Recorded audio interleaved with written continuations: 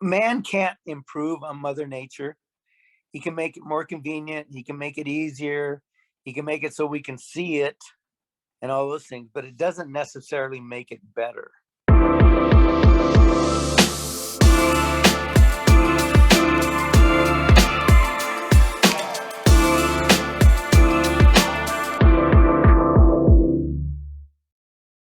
So how's it going, Dr. Regan?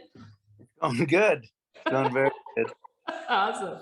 So tell me a little bit about your education and background with all your expertise that I keep hearing about from Sarah. My expertise probably started when I was 5 years old with my grandfather.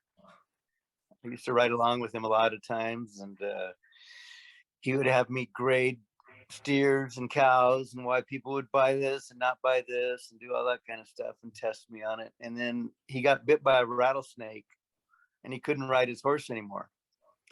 Literally he was in bed for a month for every year, annually, every year after he got bit by a snake. And his leg got pretty big and he couldn't, there's certain boots he couldn't wear and all this kind of stuff. So he couldn't ride his horse. So he put me on his horse and he said, your job is to open the gates.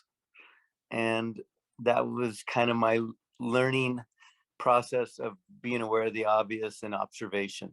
So one time I remember I was 5 years old and I went over by the gate and unlatched it, swung it open, and the horse pushed his way into the pen, and we were sorting out the cattle, and we'd cut a couple cattle out of there and moved them through. And my grandpa told the horse, he goes, his horse's name was Rusty, and he said, Rusty, you missed one. And the horse looked back into the herd and then turned around and went and got one more steer and got him out of there. And I said, so what is he looking for, Grandpa? And he says he's looking for moisture in their eye and moisture in their nose early in the morning. And that means they're getting too much protein. So we'll move those cattle into a different pen and we'll lower their protein content so they won't get sick. Then my grandpa died, a couple of years later after that. And I remember probably I was 13 years old and we were doctoring cattle all the time. They were always sick, giving them antibiotics, doing this stuff. And I said, well, remember when we used to sort the cattle out by the moisture in their eye and the moisture in their nose? And then we just lower the protein, they didn't get sick. And my dad says, oh yeah, I do remember that. So we started doing that again. We never used another antibiotic for the next ever. So I was just out working on a horse, a little 3-year-old, and they were trying to put weight on it. So they had it on a little bit of alfalfa, half grass. And the horse, and it was early in the morning, the horse had boogers in his eyes and moisture coming in his nose. And I said, this horse is getting too much protein. And they said, well, he's only getting this much alfalfa. And I said, I don't care if you're giving him carrots. It's too much protein. Some can't handle it and some can. The other 3-year-old right next to him could handle it. She didn't have it. When you felt their body, you felt that swollenness, that tension in the body, and the other horse was nice and soft. And I said, so this horse can handle the protein. This one can't. Just like people are the same way, our diets aren't always the same. So that kind of was my first education. And then we'd get cattle in at about 300 pounds, and they were mostly Angus's, and they had this red tinge to them. So it was probably June, 90 degrees, 95 degrees out, high sun. And they'd all have this reddish tinge to them. And he says, oh, they got parasites, give them more copper sulfate. So we'd throw bluestone in their water. In 3 weeks, they were totally black. And it was 100 degrees out by then. It was July. And, everybody just assumes that's bleached out. They're just bleached or sunburned, whatever. And it's just a copper deficiency. And later in life, I learned that copper is very important in parasite control. Wow. So, so that's how my education started, with just observation and learning what it meant. Now, as far as horses go, what are some things, especially being in New England? I know that's where we are right now. Where are you actually located right now? I'm in Colorado. You're in Colorado. So you've heard about our dilemma with Cushings and nutrition and all that on the East Coast. Do you feel like a lot of those challenges are from deficiencies like within the soil, or what are some things that you've discovered from New England that, people are kind of missing with nutrition and stuff? Well, all the soils that I've ever tested are low in copper from New England to Washington State to California to North Carolina to Texas, Colorado, even very deficient in there. And so wherever you have high iron, you're going to have a copper deficiency. Right. The thing that's happened, I had a broodmare farm in Kentucky for 3 years, and we had an amazing record. Amazing record. And the biggest things that I did with those horses was change their nutrition, exercise them. If April came and those mares weren't pregnant, I started teasing them 15 to 30 minutes a day. I'd increase their corn, and they were all pregnant within 18 days. Wow. And I think we had 230 mares go through our farm, 226 in full and delivered, which is unheard of record. They're pretty much at 50% if they're getting, and they were just bringing in ultrasound, and our veterinarian said, when I went to take this class on ultrasound, I found that the embryos would move away from the ultrasound. So we never did any ultrasound. It was all done by palpation. We did great. He could even feel twins. And that's the only time we'd use some ultrasound is if we had twins, and that was just to go pinch someone off. Wow. So man can't improve on Mother Nature. He can make it more convenient. He can make it easier. He can make it so we can see it and all those things, but it doesn't necessarily make it better in the whole overall health of animals. So what happened? I mean, you can't feed corn to horses like that anymore. And corn is a grain that all mammals will go for. Dogs will go into the corn crib to sneak out corn. Cows will come in to eat the corn. The horses will eat corn over anything else. They won't go out and eat oats. They won't go out and eat barley, out in the field, but they'll go out and eat corn in the field. Right. They won't even eat alfalfa in the field.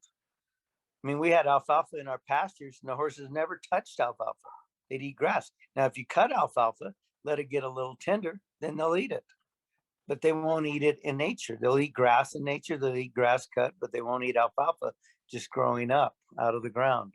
Now we're to the point with all the genetically modifying of foods. So one man can farm 1,000 acres all by himself, which isn't possible in the old system, but with chemicals, it is possible. So I look at it like, oh, I've got a dirty lake here. I've got all these weeds and my soil's not right. And the weeds are growing there to try to make the soil right.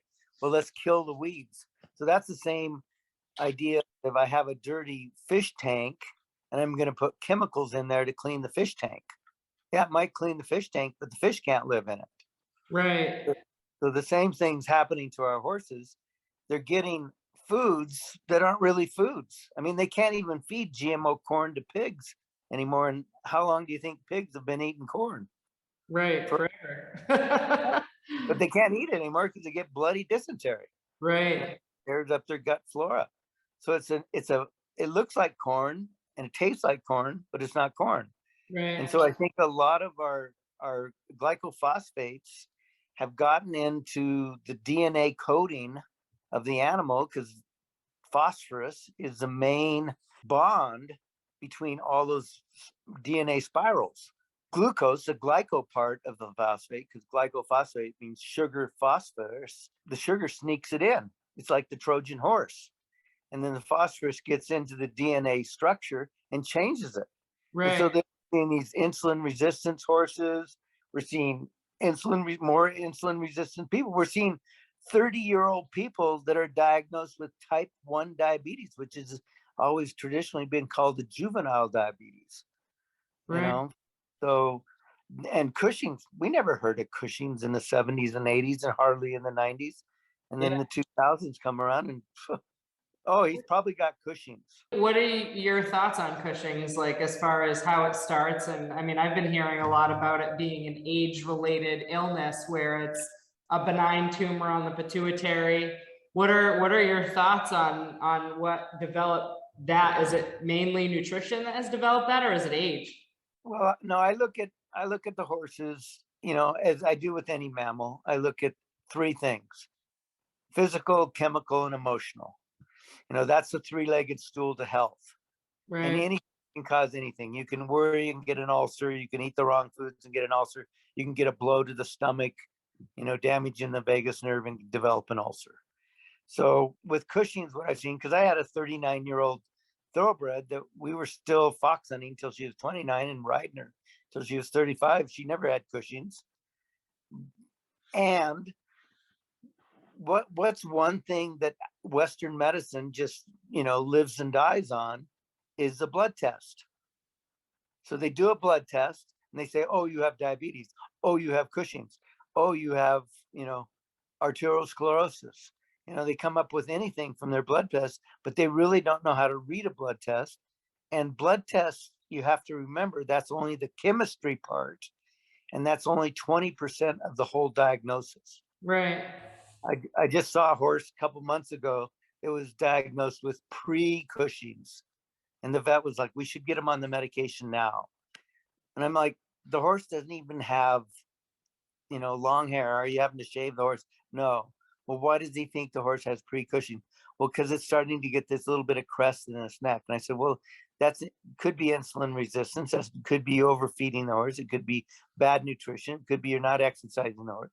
And I said, I don't like the feet, because the feet are shutting down the thyroid. When you see that dish and that leading edge of the foot that goes right to the triple heater, and that shuts it down. So I said, let's take that slope off of the foot and get the weight back to the heel, so we have the same angle of the heel as we do the leading edge of the foot, and we'll see what happens.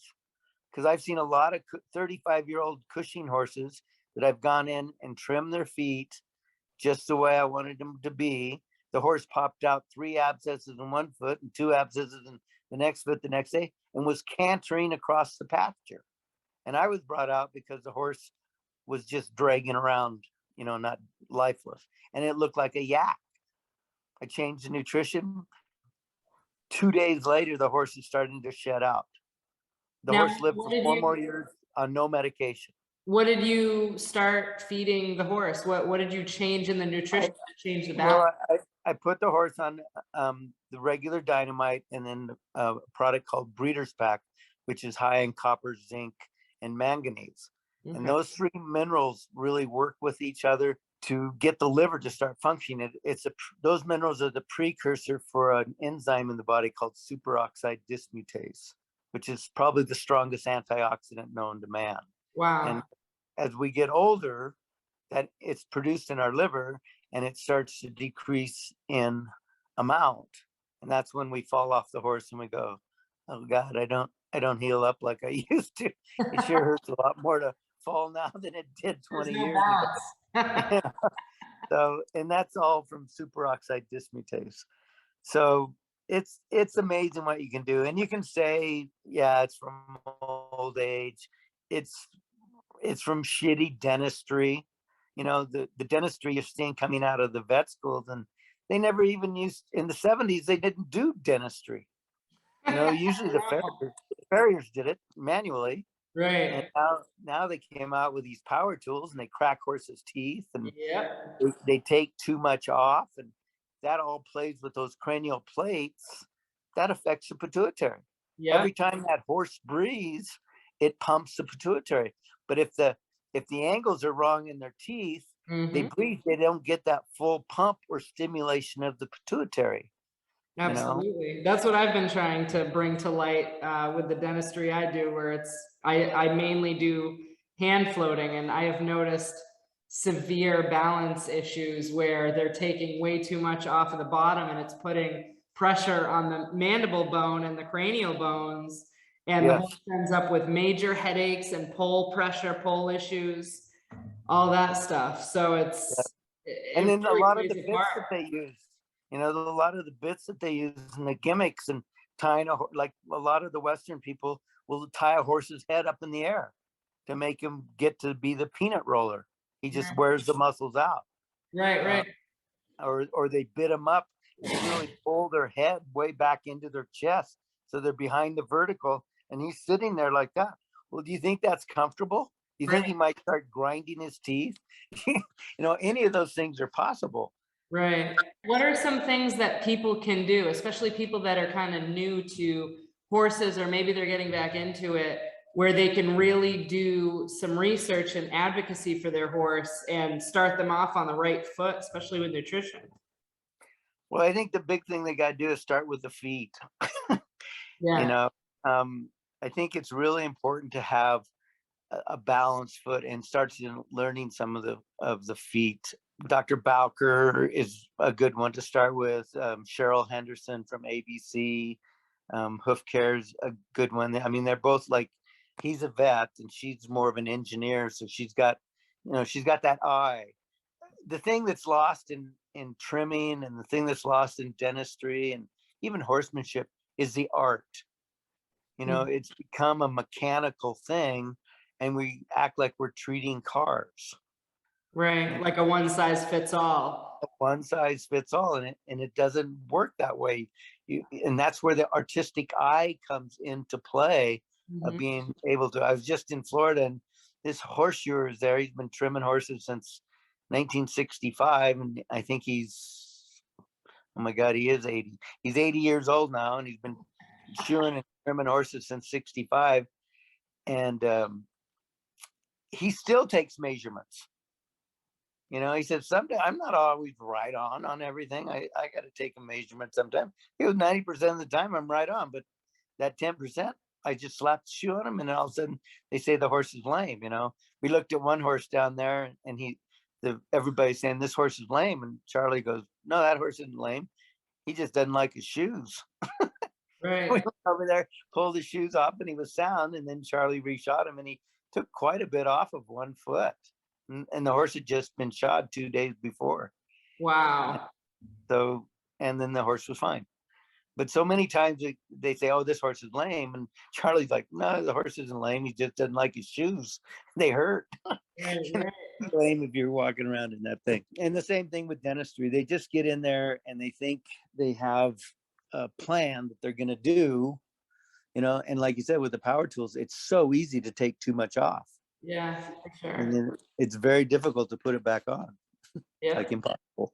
Yeah. So I think all those things lead up to it. So I think the art of horsemanship has died, and that's why I developed a class 20 some years ago called Where Have All the Horsemen Gone? Because I'm just trying to teach things that I've learned from a very young age, and kept going and building on that, and adding some more nutritional things to it. But our soils are, I was just at a conference last summer in Wisconsin at Standard Process Laboratories, and they've been an organic farm since 1929. They've never put one chemical on their farm, and they still have 40% of their topsoil. It was a drought year. They hadn't put any water in on their soil at all. And what they have found is the organic vegetables roots will go deeper into the soil to get moisture and pull out more different minerals, all of those types of things, where the chemically raised they can't do that, because they got too many salts put on them from all the nitrogen, phosphorus, and potassium. And so the Midwest only has about 3 to 4% of their topsoil left. Wow. And when that topsoil is gone, that breadbasket is gone. Right. So farmers are actually coming to Standard Process and trying to figure out how to put topsoil back in. And Monsanto or Bayer or whoever owns that stuff isn't going to like that, because their profits are going to go down, their sales are going to go down. Right. What do you see happening in the future? Right now we have like the beet pulp, which isn't great, or the compressed alfalfa pellets. Where do you see that tracking in the future? Yeah, beet pulp. So in the 70s, nobody fed beet pulp to horses. Beet pulp started coming around a little bit in the 80s, and we were feeding beet pulp to our cows just as filler. Yeah. It had no nutritional value whatsoever. It was filler just to keep them from balling. That's all it was. Didn't put weight on them. It made them retain water, but it kept them from balling. Yeah. And we paid $8 for 10 tons. We take a truck down there. They throw 8 tons of beet pulp into the back of it. And that stuff was so hot, we'd see it come right out of the pelletizer. You couldn't hold it in your hand for more than 2 seconds. It would burn you. It was so hot. Wow. So it's cooked to death. And so Feels rice a bran, lot another of one. what's in there, They yeah. have, they have all this stuff that they want to get rid of. I mean, a lot of farmers used to just take beet pulp and put it into their on a tight packed soil to put more fiber into the soil to try and loosen the soil. It sells a lot more expensively as a horse feed than anything. Right. And sugar beets are 100% GMO'd. It's the most GMO'd crop on the planet is sugar beet. And when I was there, a sugar beet would be about the size of your head when I was a kid in the 60s. And now sugar beets are like the size of a giant pumpkin. They're big, they're massive. Right. And I used to live in Idaho. I moved from there 4 years ago, so that's sugar beet country. They grow it all over. They had this big pile of sugar beets, it's about a quarter mile long and 300 feet wide and 100 feet tall. And after a couple of days, I'm driving by this every day, and the beets are starting to turn real black. So I stopped my car and I got out to go grab a beet and look at it and stuff. And the guy from the little guard shack drove up there and said, "Can I help you?" And I said, "Yeah, I want to know why these beets are starting to turn black all of a sudden in this hot sun like this." And he said, "Well, we got a real rat problem, so we have to fumigate all this." Oh my gosh. I said, "So does anybody pick the rats out of there before they process it?" "Nah, probably not." So they just throw it into a big vat, wash it off, do that, put it through a screen, and then press the sugar out of it. And then they pelletize the fiber, and that's the beet pulp with all the chemicals and everything else. But man, you tell somebody to stop beet pulp that's been feeding it, even some of our renowned veterinarian nutritionists, they think beet pulp's great because it makes them retain water. I'm like, oh my God. But really, it's the body's fighting the poison from what they're feeding the crops, and the horse. It's dilute or die. Yeah. They're retaining water to dilute the toxins. And the one thing you don't see at the racetrack is beet pulp because those horses would colic. No horses work harder than a racehorse. Right. So, and that's why you don't see insulin resistance in horses, and they get a lot of grain, but they work every day. Right.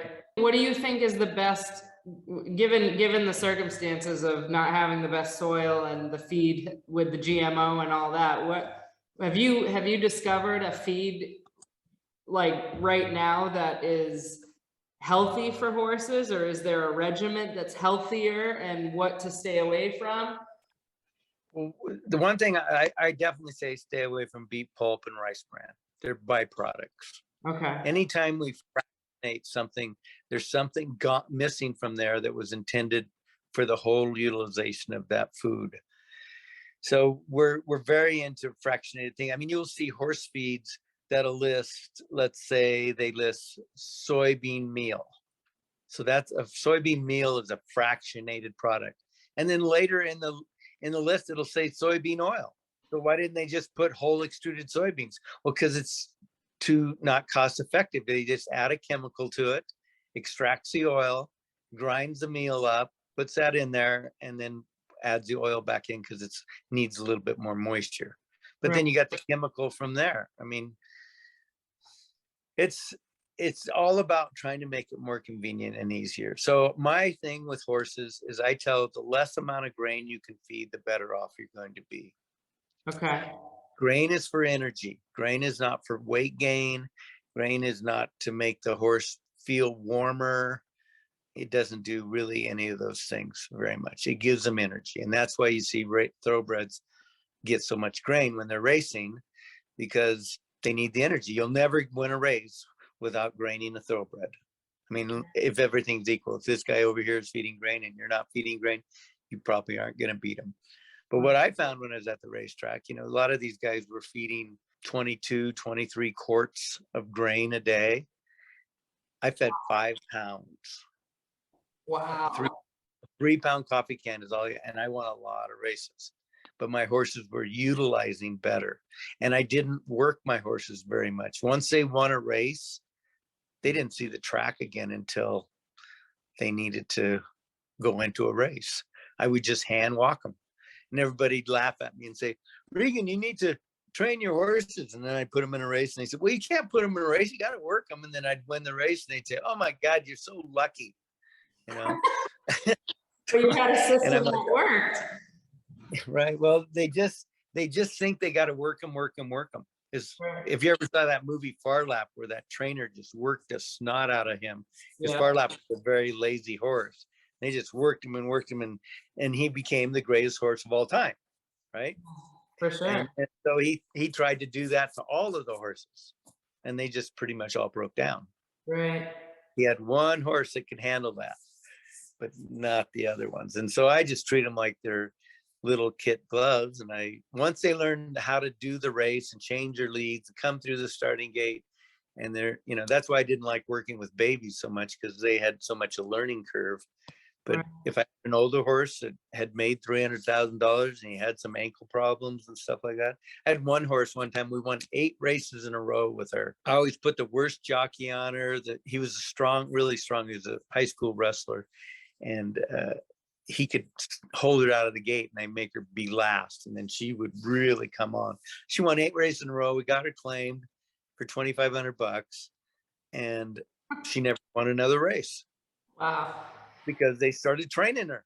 Right. They all thought they could do better than me because I wasn't training.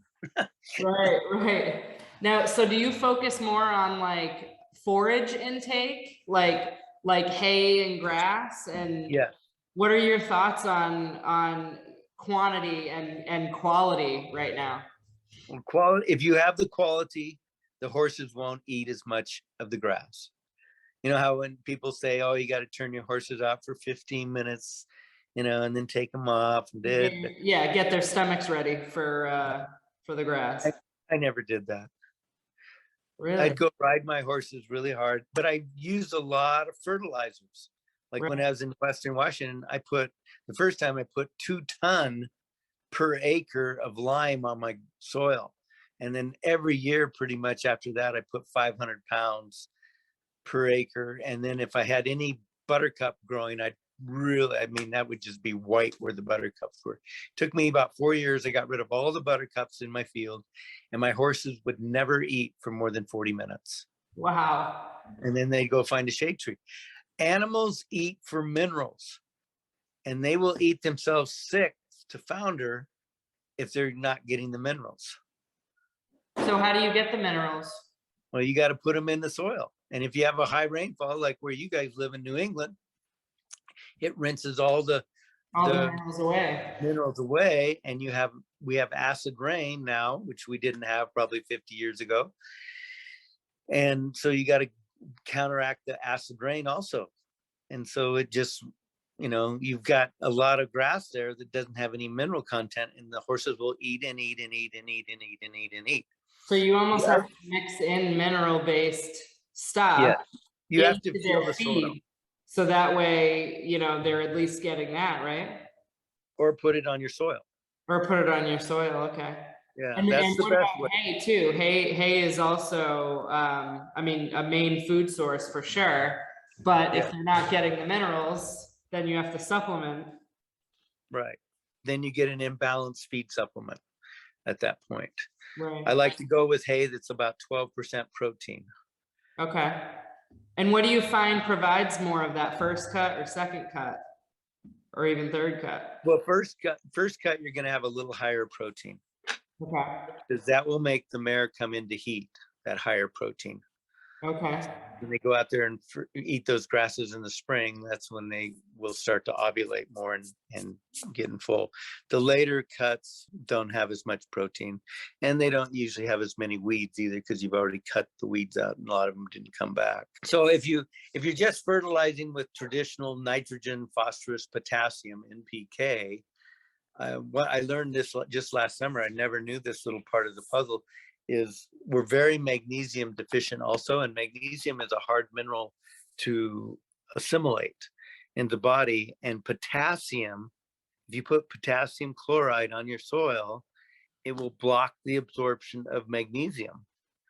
And magnesium is a mineral that relaxes and calms, but it also gives them energy. It's part of that mitochondrial ATP.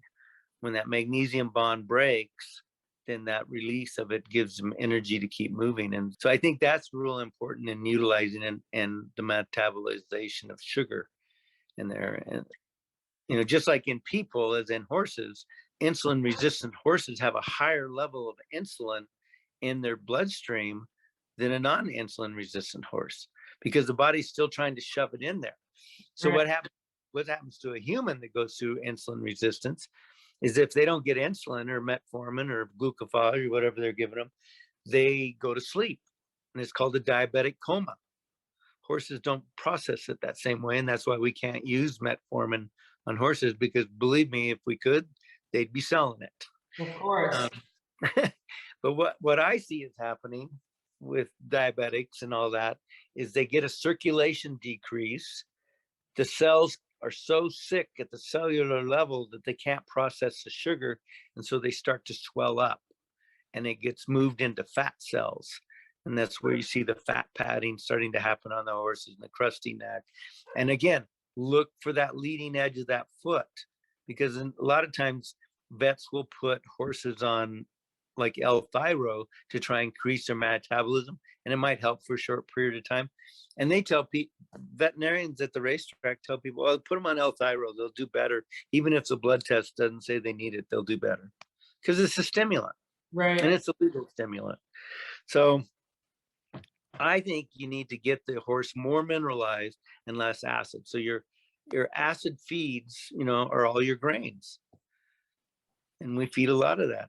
I haven't done any tests on beet pulp, but I'm almost positive it's acid because there's no leaf left in there. It's just the root part of it. It just gets back to my simple saying is man can improve on Mother Nature. It just makes it more convenient and easier. Right.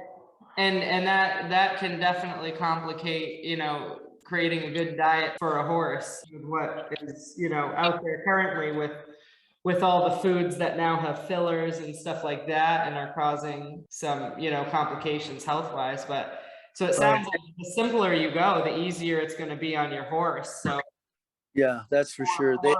We used to just worm horses once a year after the first frost. And then we went through this whole stage of, oh my God, you've got to worm the horse every 8 weeks. And so a lot of people were worming their horses when they didn't even need to be wormed. It was just because it's set on the calendar, just like they do with vaccines. Right. Dr. Gene Dodd has proven that one rabies shot for a dog, it probably lasts his whole lifetime. Well, pharmaceutical companies aren't going to support that, and veterinarians aren't going to support that.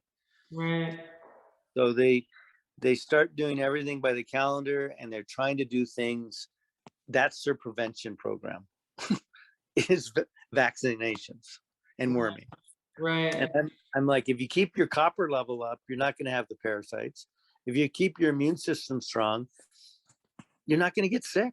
I mean, at the racetrack, I'd go down to Golden Gate like in March with my 2-year-olds, and they never got sick. I didn't stress them hard or anything. I wasn't, I was just trying to teach them how to run and teach them how to go through the gates and do all that stuff. And maybe I might race one in May or June before I came back north. But everybody else's 2-year-olds got sick. Well, the biggest difference is I was giving my horses vitamin C, and everybody else vaccinated theirs, and I never vaccinated mine. And everybody said, "Oh, Regan, you're just so lucky." I said, "Yeah, I'm lucky. Thanks." I'm lucky because less turned out to be more instead of the opposite. Exactly. Yeah, no, that's awesome. Very good. I have two final questions for you, Regan, and then we'll wrap up. This question is called the Gold Nuggets question. So if, say, for example, it's your last day on Earth, you fulfilled all your goals in life, and you could leave 3 key pieces of wisdom behind for horse people, 3 lessons or 3 pieces of wisdom, what would those be? My 3 pieces of wisdom. Well, probably my first one is man can improve on Mother Nature. Health is this 3-legged stool of physical, chemical, and emotional. And when you're diagnosing, you have to be able to look at all of those and see which is the cause. And it's not always the obvious. Yeah. So my third one for horse people would probably be ride your horse. Motion is so healing, even for ourselves. If we would just actually get out and walk and swing our hips. A famous racehorse trainer one told me he'd always was pretty good at picking yearlings out. And I said, so what do you look for when you go to buy a good yearling? He goes, well, I look for a big headed horse with a long undercarriage and swings her butt. I want them all to look like prostitutes for me. And he had a lot of good fillies that were, Eclipse Award winners. Yeah, so that's brilliant. But I think that motion is so important. I mean, our ranch horses were saddled 7 days a week for 12 hours a day and just tied up there. And we'd go pick one. Sometimes we take all three. Sometimes we take two. None of them pulled back. And my grandpa always said, never use the same horse twice. Go use this one, go use this one. Don't use your favorite, and make them work. And his horse was still cutting cattle at age 35. Wow. And my grandpa died in November, and the horse died on a cold, sunny day in January, and no thrashing or anything else. I think he just thought, oh, Johnny's not here anymore. I'm going to leave too. And he left because he worked the day before. I mean, he was working cattle. So they were saddled up in case the cattle broke out. We could go get them because we didn't have time to go saddle up and go let them get that far ahead of us. So I found, and we never had a horse lame. We never had them colic. We never had any of that stuff. And we just kept them moving. Right. One time I was on a trail, a roundup for wild Mustangs. Yeah. We went through 3 sets of horses before we finally caught them.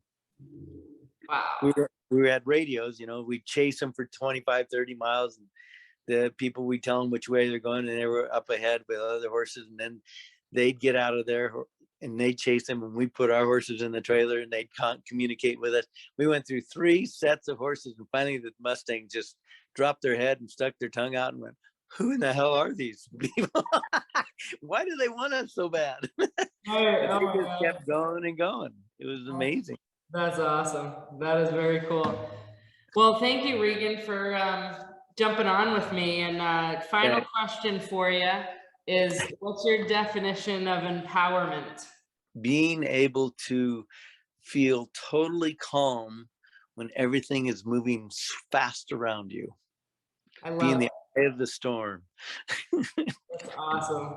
Very cool, sir. Well, thank you so much for your time and your wisdom. And I look forward to talking with you again. This was great. Yeah, it's fun. And yeah, you can let some of your people know that I do classes. I'm doing a class. Where can we find you? Where can we find you? Well, movingandmiracles.love is one place you can find me. Okay. If you just put in Regan Golob and do a search, you'll find me all over the place. But I'm doing a class in West Cliff, Colorado in August, and it should be beautiful. It's about 8,800 foot elevation, way up in the mountains. Yeah, so that would be a fun one for people to go. It's a 9-day class. And then I've got one down in North Carolina, close to Tryon, into July, 1st of August, into July, 1st of August, down there in Tryon. All right, awesome. I will definitely send them your way. Okay, thank you. Nice meeting you, Kay. Thanks so much. Nice to meet you too. We'll see you.